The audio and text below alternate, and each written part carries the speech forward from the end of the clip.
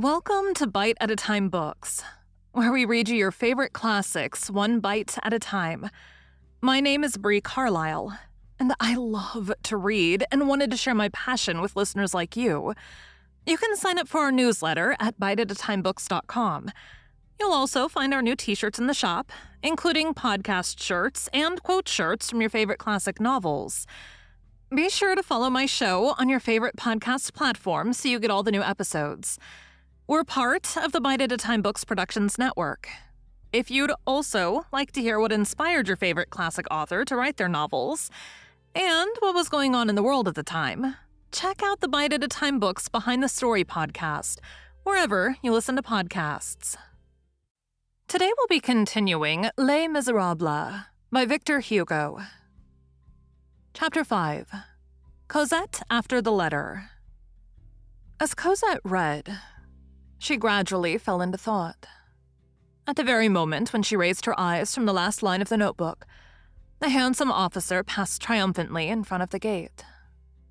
It was his hour. Cosette thought him hideous. She resumed her contemplation of the book.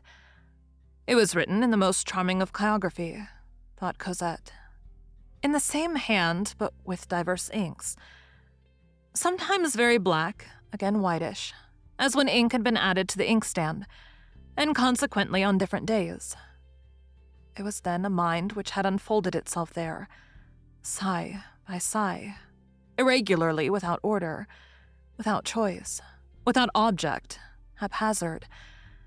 Cosette had never read anything like it. This manuscript, in which she already perceived more light than obscurity, produced upon her the effect of a half-open sanctuary. Each one of these mysterious lines shone before her eyes and inundated her heart with a strange radiance. The education which she had received had always talked to her of the soul, and never of love, very much as one might talk of the firebrand and not of the flame. This manuscript of 15 pages suddenly and sweetly revealed to her all of love, sorrow, destiny, life, eternity, the beginning, the end. It was as if a hand had opened, and suddenly flung upon her a handful of rays of light. In these few lines, she felt a passionate, ardent, generous, honest nature, a sacred will, an immense sorrow, and an immense despair, a suffering heart, an ecstasy fully expanded. What was this manuscript? A letter. A letter without name, without address, without date, without signature, pressing and disinterested, an enigma composed of truths, a message of love made to be brought by an angel and read by a virgin, an appointment made beyond the bounds of earth, the love letter of a phantom to a shade. It was an absent one, tranquil and dejected, who seemed ready to take refuge in death, and who sent to the absent love his lady the secret of fate, the key of life, love. This had been written with one foot in the grave and one finger in heaven. These lines, which had fallen one by one on the paper, were what might be called drops of soul. Now, from whom could these pages come? Who could have penned them? Cosette did not hesitate a moment. One man only. He. Day had dawned once more in her spirit. All had reappeared. She felt an unheard-of joy and a profound anguish. It was he. He who had written. He was there. It was he whose arm had been thrust through that railing. While she was forgetful of him, he had found her again. But had she forgotten him? No, never. She was foolish to have thought so for a single moment. She had always loved him, always adored him. The fire had been smothered and had smoldered for a time, but she saw all plainly now. It had but made headway, and now it had burst forth afresh, and had inflamed her whole being. This notebook was like a spark which had fallen from that other soul into hers. She felt the conflagration starting up once more. She imbued herself thoroughly with every word of the manuscript. "Oh, yes," said she. How perfectly I recognize all that. That is what I had already read in his eyes. As she was finishing it for the third time, Lieutenant Theodule passed the gate once more and rattled his spurs upon the pavement. Cosette was forced to raise her eyes. She thought him insipid, silly, stupid, useless, foppish, displeasing, impertinent, and extremely ugly.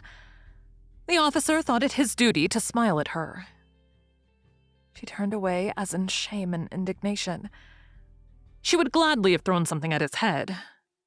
She fled, re-entered the house, and shut herself up in her chamber to peruse the manuscript once more, to learn it by heart and to dream. When she had thoroughly mastered it, she kissed it and put it in her bosom. All was over. Cosette had fallen back into deep, seraphic love. The abyss of Eden had yawned once more. All day long, Cosette remained in a sort of bewilderment. She scarcely thought. Her ideas were in the state of a tangled skein in her brain. She could not manage to conjecture anything. She hoped through a tremor. What? Vague things. She dared make herself no promises, and she did not wish to refuse herself anything. Flashes of pallor passed over her countenance, and shivers ran through her frame.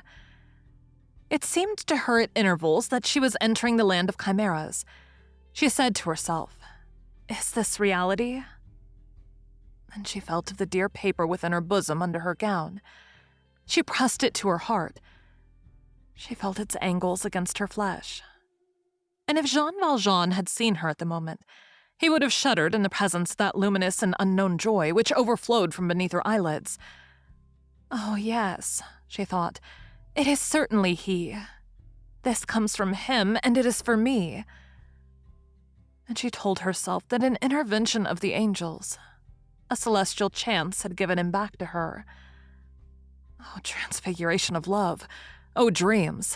That celestial chance, that intervention of the angels, was a pellet of bread tossed by one thief to another thief, from the Charlemagne courtyard to the Lion's Ditch over the roofs of La Force. Thank you for joining Bite at a Time Books today, while we read a bite of one of your favorite classics. Again, my name is Bree Carlile, and I hope you come back tomorrow for the next bite of Les Miserables. Don't forget, you can sign up for our newsletter at biteatatimebooks.com. And while you're there, check out our t-shirt shop. You can look in the show notes or on our website, biteatatimebooks.com, for the rest of the links for our show.